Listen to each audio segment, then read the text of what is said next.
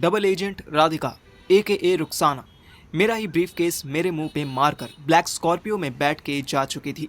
अथर ने मुझे उठाया और ऐसे खुश हुआ जैसे राधिका एजेंट नहीं उसकी साली थी जो ब्रीफकेस की बजाय दूल्हे के जूते चुरा कर भाग गई थी। तू टेंशन क्यों ले रहा है भोसड़ी के?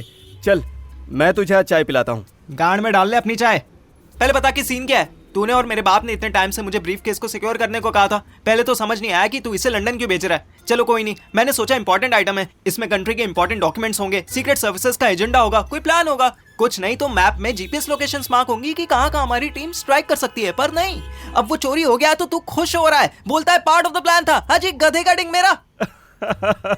अरे यार तू गुस्सा बहुत करने लगा है, बिल्कुल मेरी तरह हो गया है। शांत हो जा, चल कहीं बैठते हैं, मैं बताता हूँ तुझे कि क्या सीन है। अरे बैठ तो। हम दोनों वॉक करते हुए एक चाय की टपरी पर पहुंचे।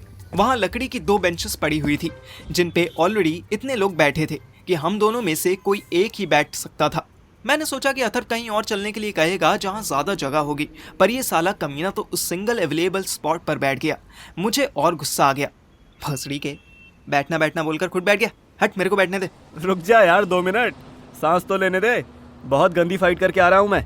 अथर मेरे मजे ले रहा था। मेरे कपड़ों पर धूल मिट्टी लगी हुई थी। ब्रीफ केस लगने से मेरे गाल पर स्वेलिंग हो रही थी। शायद उसी को देखकर अथर ने चीप जोक मारा था। अंकल जी 2 चाह, खंड थोड़ी घट। मुझे टूटी फूटी हालत में खड़ा देख अथर के साथ बैठा लड़का खुद ही अपनी जगह से उठा और चाय लेकर आगे निकल गया। मैं बैठ गया। मैंने आसपास बैठे लोगों को देखा, सब अपने अपने फोन में घुसे हुए थे। तू अभी बताएगा ये सबके जाने का वेट करेगा? अबे नहीं यार, किसी के जाने की जरूरत नहीं है, सब साले मोबाइल ज़ॉम्बीज़ हैं। तो सुन, पहले प्रॉमिस कर कि पूरी बात सुनेगा, बीच में नहीं टोकेगा और गुस्सा भी नहीं होगा, ठीक है? हाँ भोसड़ी के, जैसा तुझे मेरे गुस्सा होने की बड़ी परवाह है। चल भौंक। अरे यार हंसा मत साले, रिब्स में दर्द हो रहा है। एनीवेज सुन, तुझे पता है कि न्यू पार्लियामेंट पे अटैक का प्लान था? हाँ पता है, वो प्लान राधिका ने किया था। नहीं, राधिका तो चूतिया बन रही है। प्लान मनोज के बॉस ने किया था। अरे वही मनोज जिसके यहाँ हमने 1 वीक जॉब की थी। हाँ हाँ पता है, मेरे बाप का कलीग था वो भी तो हरामी हो गया था ना। हो गया नहीं, वो पहले से था। भोसड़ी के, तुझे अभी बताया ना कि टोक मत रोक मत, पूरी बात तो बताने दे। सॉरी, तो कंटिन्यू कर। मैंने अपने मुंह पे उंगली रख ली। चाय वाले ने हमें चाय पकड़ा दी। बढ़िया बनाई है। हाँ तो सुन, जिसने भी पार्लियामेंट का प्लान बनाया था ना, वो इतना केयरफुल था कि तेरी पापा की टीम को, मनोज की टीम को और कई सारी प्राइवेट एजेंसीज को उनकी खबर तक नहीं लगी थी। उन्हें बस इतना पता चला था कि ये लोग एक बड़ा प्लान कर रहे हैं। इवन होटल ताज से भी कुछ बड़ा प्लान करने वाले हैं। अथर मेरा रिएक्शन देखने के लिए 1 सेकंड को चुप हुआ। मैंने हाँ में मुंडी हिला दी। देख, ऐसा फर्स्ट टाइम हुआ था कि किसी भी एजेंट को कहीं से कोई इंटेल नहीं मिल रही थी। अब तुझे शायद पता ना हो, पर गवर्नमेंट सीक्रेट एजेंसीज भी अकेले काम नहीं करती। वो तेरे पापा या फिर मनोज चूतिये जैसे बहुत से लोगों की हेल्प लेती है।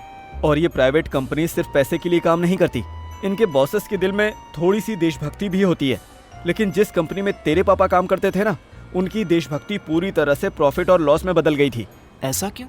अबे उसके 100 रीजंस हैं, जिनमें से कुछ जेन्युइन है तो उनको भी छोड़ देते हैं।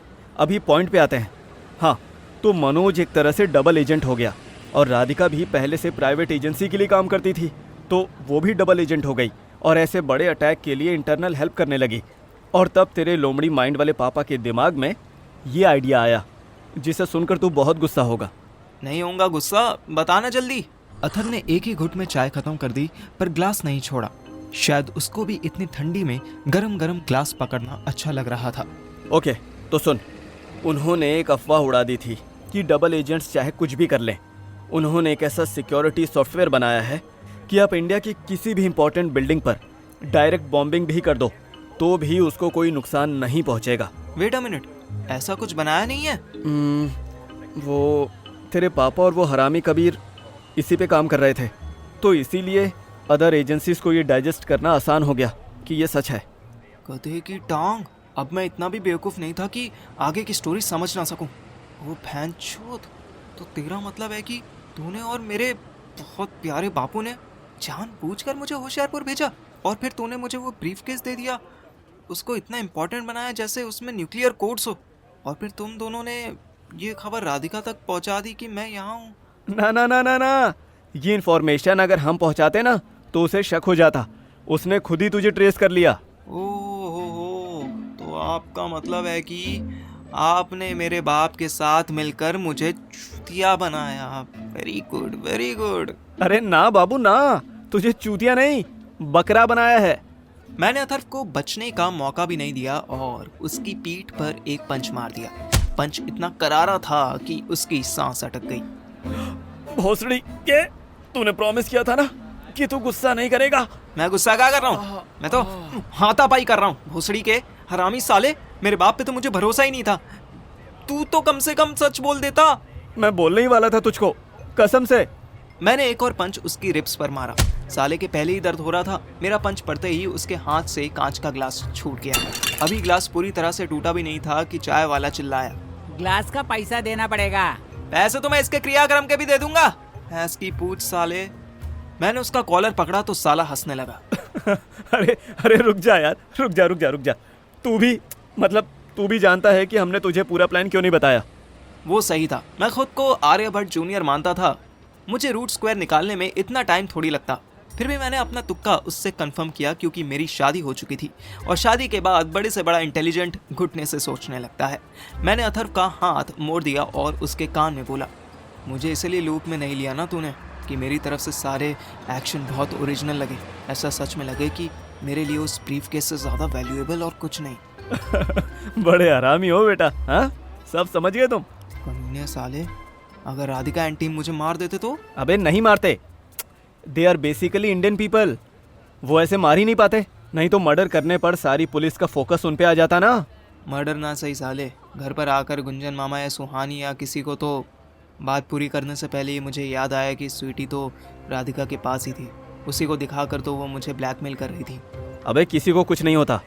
वो अपना वो है ना मनोज की टीम ने एक बार पंजाब के किसी विलेज में जबरदस्ती एक आइटम लेने की कोशिश की थी, बट आसपास वालों ने डंडे से इतना मारा था कि।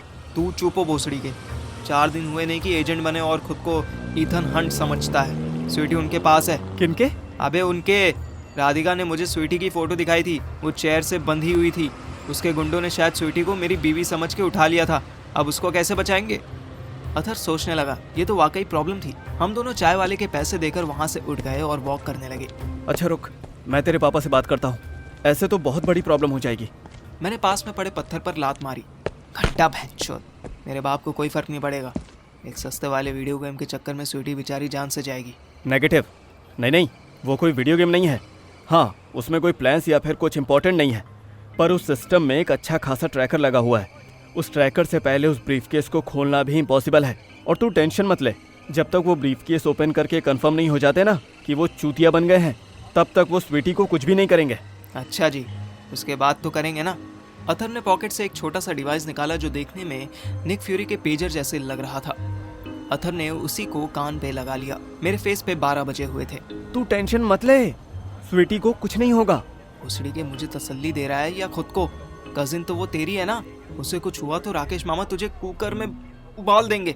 अथर ने पता नहीं कौन सा बटन दबाया कि डिवाइस बीप बीप करने लगा। ये पेजर है कि मोबाइल? दिखाइए जरा। It's a satellite device man, और ये बच्चों के खेलने के लिए नहीं है।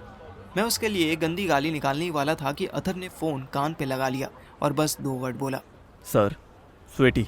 मैं समझ गया कि अशोक यानी मेरे बाप से बात कर रहा था। मैंने डिवाइस के पीछे की साइड पर कान लगा दिया।